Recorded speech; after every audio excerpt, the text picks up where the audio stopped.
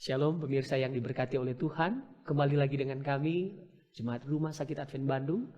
Untuk acara kesimpulan sekolah sahabat ke depan kita akan berdiskusi. Dan seperti biasa, kita ditemani oleh Senior Pastor Pendeta David Panjaitan dan Pendeta Marupa Pasitorus. Baik, saat ini tanpa berlama-lama kita akan segera masuk dalam pelajaran. Namun sebelumnya saya akan membacakan ayat hafalan terlebih dahulu yang terdapat dalam 1 Korintus pasal 4 ayat 1. Firman Tuhan berkata, kejarlah kasih itu dan usahakanlah dirimu memperoleh karunia-karunia roh, terutama karunia untuk bernubuat. Mari kita berdoa. Bapa di sorga, saat ini kami akan bersama-sama mendengarkan pelajaran sekolah sahabat yang nanti akan dibahas oleh hamba-hamba Tuhan, Pendeta David Panjaitan dan Pendeta MC Torus. Kiranya Tuhan, kami beroleh hikmat surgawi sehingga pengalaman rohani akan menjadi bagian kami ketika kami menerima firman Tuhan ini. Itulah doa kami Bapa dalam nama Tuhan Yesus. Kami berdoa. Amin. Amin. Baik, untuk awal ini kita langsung serahkan kepada Pendeta David Panjaitan untuk memaparkan pelajaran sekolah sahabat. Baik, senang bertemu kembali dengan teman-teman. Kali ini kita komplit ya. Biasanya hanya 2. Kita tiba di pelajaran yang ke-6 di triwulan yang ketiga ini. Judulnya adalah karunia-karunia rohani. Sebelum kita membahas lebih jauh, ya saya sedikit saja mengupas judul dengan ayat hafalan yang dipilih oleh penulis yang untuk kita pelajari. Oke, kalau saya tidak salah ingat, karunia-karunia rohani ini dalam bahasa asingnya adalah spiritual gift.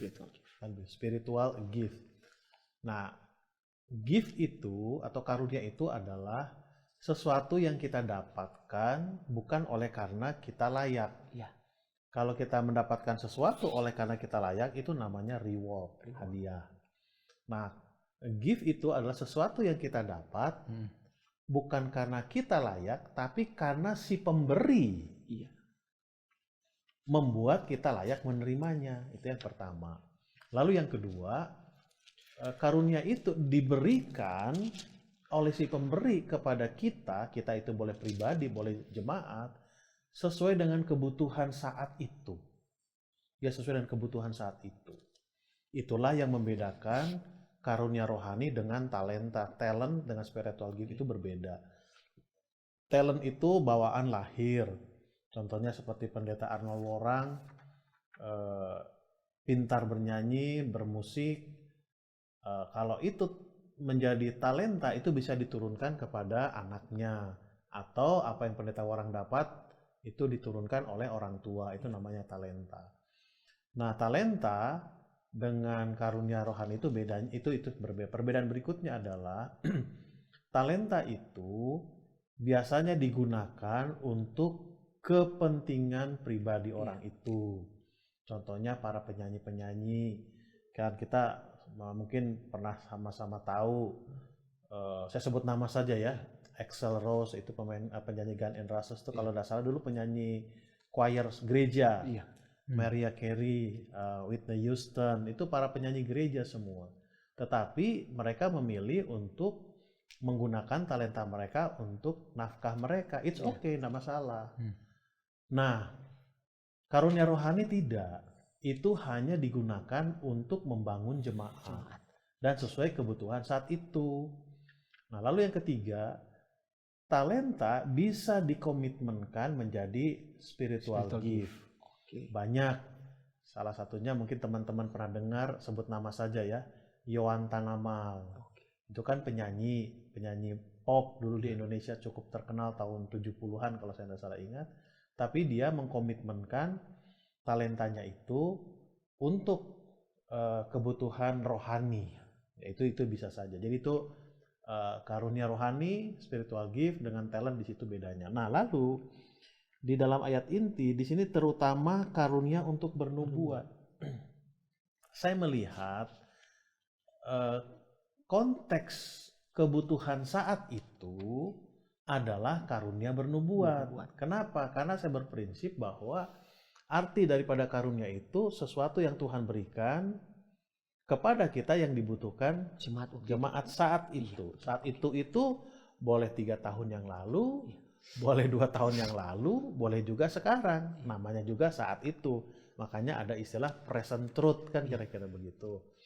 Nah, yang menjadi pertanyaan, mengapa karunia nubuat? Kan begitu. Nubuatan itu kan visi, penglihatan apa yang akan terjadi di kemudian hari. Lalu nasihat, teguran-teguran yang diberikan oleh Tuhan kepada pelihat untuk kepentingan umat. Nah, logisnya adalah kalau satu organisasi baru dibentuk, apa yang dipikirkan oleh yang membentuk itu? Foundernya apa yang dipikirkan? kemajuan. Kemana langkahnya ini? Oh iya. Kan begitu kan? Kemana langkahnya? Oh, supaya bagus ini harus seperti inilah jemaat itu. Itulah yang kita pelajari beberapa sahabat yang lalu. Itulah tambahan dari judul dan juga ayat hafalan. Nah, sekarang kita masuk kepada seperti biasa, boleh teman-teman multimedia. Oke. Saya hanya tampilkan ini saja. Di pelajaran Sabat Petang dikatakan bahwa jemaat itu sama seperti tubuh. Satu tetapi memiliki banyak anggota. Kalau saya convert pernyataan itu kepada gambar di PowerPoint ini, jemaat itu sama dengan sebuah lengan. Kan begitu, sebuah telapak tangan. Nah, telapak tangan ini terdiri dari beberapa jari-jari. Ya. Kan begitu kan? Nah, jari-jari ini berfungsi sesuai dengan fungsinya. Nah, kalau fungsinya dipindahkan, maka dia tidak akan berjalan dengan baik. Itu saya hanya mengkonvert saja. Ya, ada sebutan ini. Jemaat adalah seperti sebuah tubuh, ya, memiliki banyak anggota masing-masing dengan peran, fungsi dan karunia yang berbeda-beda. Kembali saya mengkonvert, saya mengambil contoh ilustrasi ini saja sebuah telapak tangan terdiri dari beberapa jari dan jari itu berfungsi sesuai dengan perannya masing-masing. Nah, jari ini ada ibu jari, ada telunjuk, ada jari tengah, jari manis dan jari kelingking. Ini mempunyai fungsi masing-masing. Walaupun kadang kita sering menggunakannya berbeda-beda. Salah satu contoh, kalau kita lagi korek-korek telinga, boleh kadang kelingking, boleh telunjuk, boleh juga tapi sebenarnya ini punya fungsi yang berbeda-beda. Nah, Rasul Paulus juga pernah katakan bahwa jangan pernah menganggap satu karunia lebih hebat dari karunia yang lain. Iya. Nah, Rasul Paulus juga tekankan bahwa karunia yang paling penting itu adalah karunia yang membangun jemaat, bukan karunia untuk membanggakan diri, mengembangkan diri dan lain sebagainya. Nah, saya tidak tahu teman-teman bawa bolpen, pensil atau tidak, saya kurang tahu. Tapi coba ini saya mengulangi saja, kita praktek begini kan. Coba kita kepalkan tangan kita. Coba kita buka jari jempol. Bisa mencengkram nggak? Masih bisa kan? Masih bisa. Terus daya cengkramnya berkurang atau enggak? Berkurang. Oke. Coba telunjuk dibuka. Masih bisa mencengkram? Masih. Daya cengkramnya lebih berkurang. Kita loncat saja. Jari kelingking masih bisa mencengkram? Masih berkurang. Nah, dari 5 jari ini biasa yang jarang digunakan itu ada jari manis. Coba Pendeta Arno buka jari manis. Iya ya. Coba cengkram. Agak susah ya. Susah sekali. Tetapi ini menjawab fungsi masing-masing. Kalau dia berfungsi sebagaimana mestinya, dia akan mencengkram dengan baik. Walaupun bisa mencengkram tetap, tapi daya cengkramnya akan berbeda. Tidak ada di sini lebih hebat ini, lebih tidak. Saya katakan jari manis itu jarang digunakan, selain biasanya untuk orang-orang yang tinggal di negara barat sana, digunakan untuk cincin pernikahan, wedding ring, sebagai menyatakan bahwa mereka sudah berumah tangga. Jadi itu gambaran singkat secara global lah, nanti kita bisa bahas sedikit-sedikit pada pertanyaan pelajaran Sabat yang ke-6. Ya. Baik, terima kasih. Powerful. Terima kasih ilustrasinya Pak Pendeta, sangat masuk Saya mau ke Pendeta Sitorus. Ini kan kita bicara mengenai berbagai karunia. Itu dia. Jika Roh Kudus itu memberikan karunia kepada setiap anggota sesuai dengan kehendaknya, ini dia. Mengapa Tuhan tidak memberikan satu karunia yang sama untuk semua orang? Ini menarik ya, Ya. pertanyaannya, karena kita mengerti bahwa saat mungkin kita melihat seseorang punya karunia yang dianggap itu terpesona ya, terkesan, Ya. maka ada keinginan untuk seperti dia gitu. Orang yang pintar bernyanyi, kayaknya saya pengen kayak dia deh gitu, pintar bernyanyi. Ada lihat orang pintar bermain musik, katakanlah piano atau apa saja itu, kayaknya saya mau pengen seperti dia gitu. Jadi kadang-kadang kita lebih cenderung untuk mengcopy sesuatu hal yang kita lihat lebih baik ya, ataupun yang terkesan menurut kita, dan kita ingin memiliki karunia yang dimiliki orang. Sementara Tuhan sendiri mengatakan karunia itu kan bervariasi macam-macam. Nah, kalau bervariasi berarti Tuhan melihat dengan variasi ini melengkapi setiap kebutuhan yang ada. Bayangkan kalau misalkan semua memiliki karunia mengajar, baru nggak ada orang memiliki karunia untuk mendengar. Kalau semua ingin mengajar, siapa yang mau mendengar? Jadi ribet ya. Jadi karunia-karunia itu diberikan untuk, tadi sebutkan David, membangun jemaat dan memperlengkapi untuk menjadi satu kesatuan yang kuat gitu. Tadi dia analogikan ada tangan kan ya, kenapa jari ini tidak sama panjang, sama ukurannya? Ternyata itu ada maknanya gitu. Ya karunia itu demikian juga. Ya karunia-karunia yang dikatakan bisa mengajar, bisa bernyanyi, menerima tamu dan sebagainya, macam-macam itu, paling tidak satu orang punya satu karunia, itu diberikan untuk memperlengkapi di dalam jemaat, untuk membangun jemaat menjadi satu jemaat yang kuat. Jadi dengan adanya variasi karunia ini, maka jemaat ini akan memiliki keterikatan, saling membutuhkan gitu. Jadi nggak ada beranggapan, karena karunia saya yang lebih hebat dari karunia yang lain, maka saya akan lebih penting di dalam jemaat.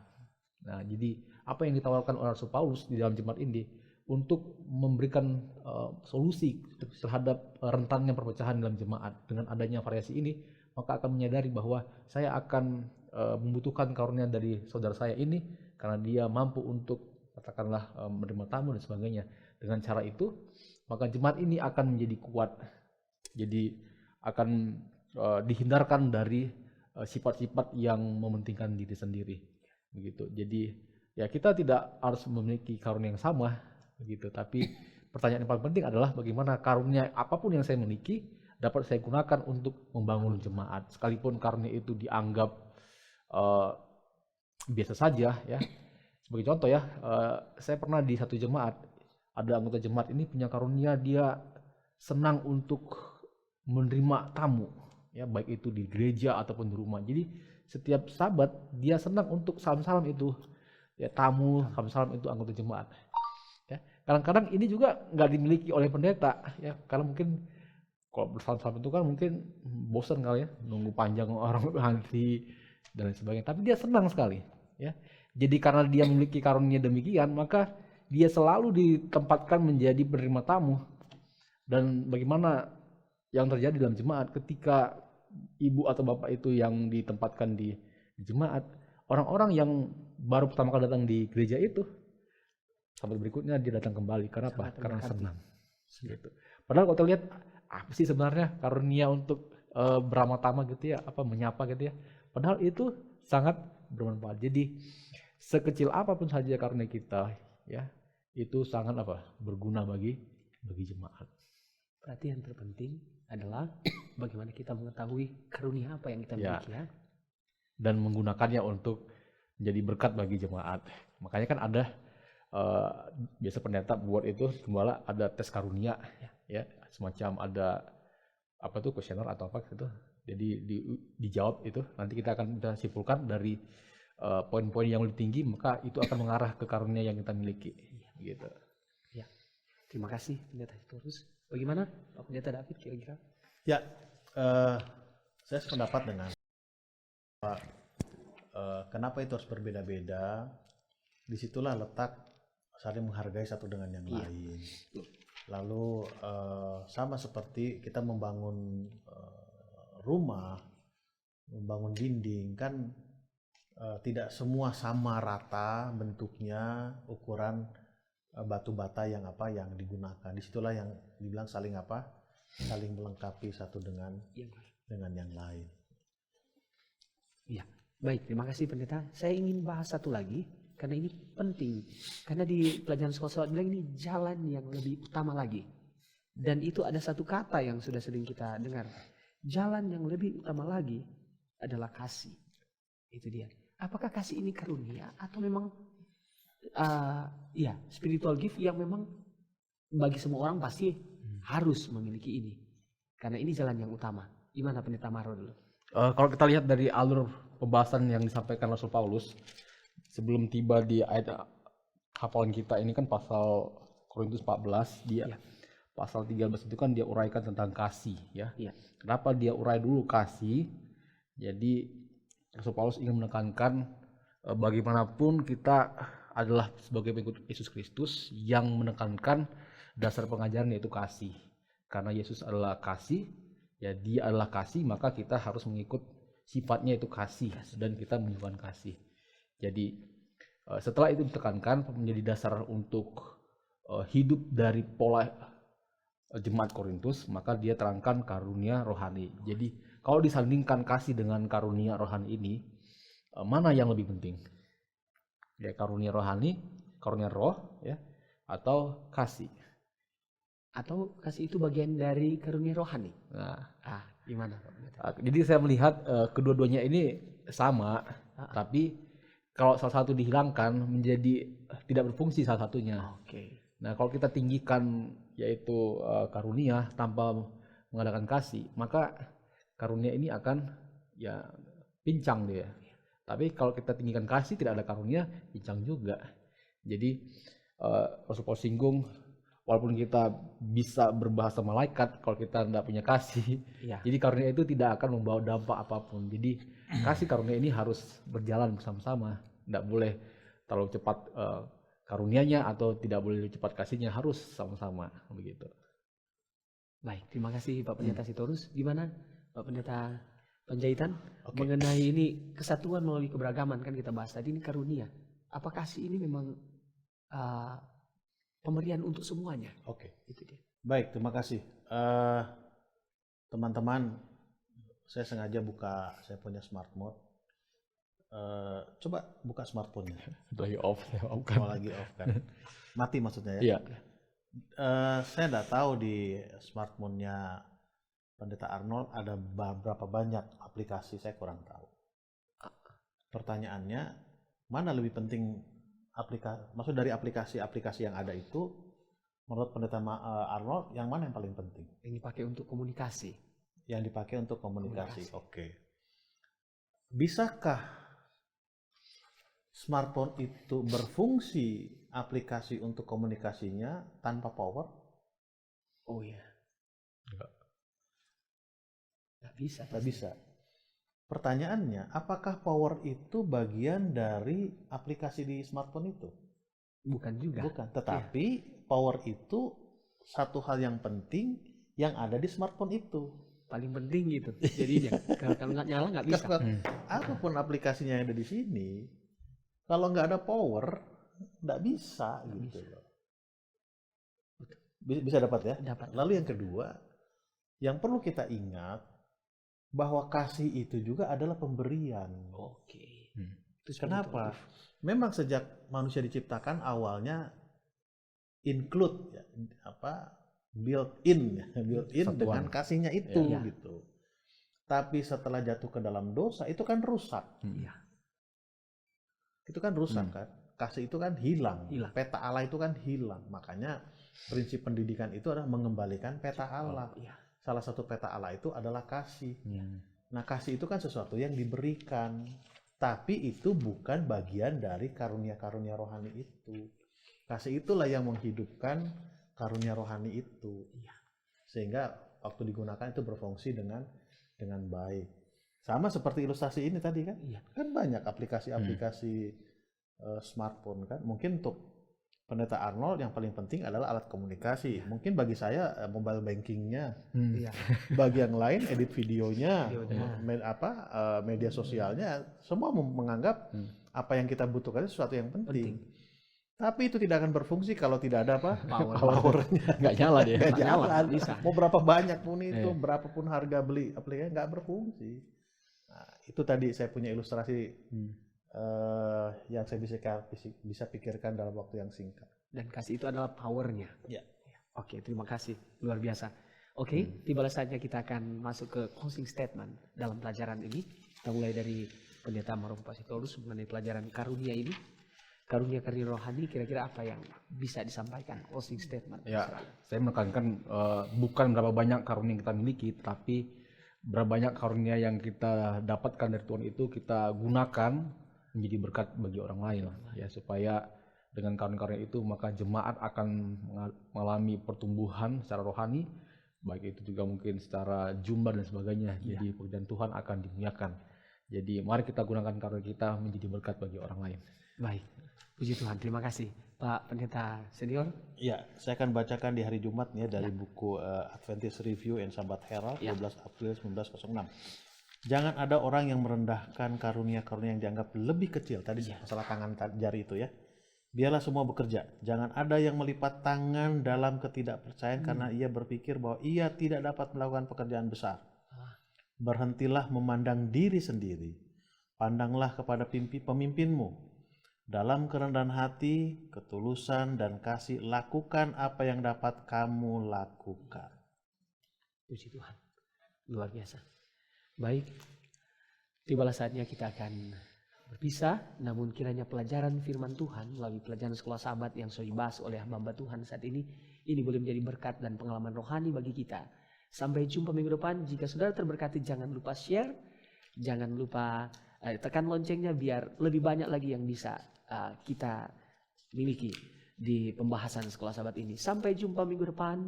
Tuhan Yesus memberkati.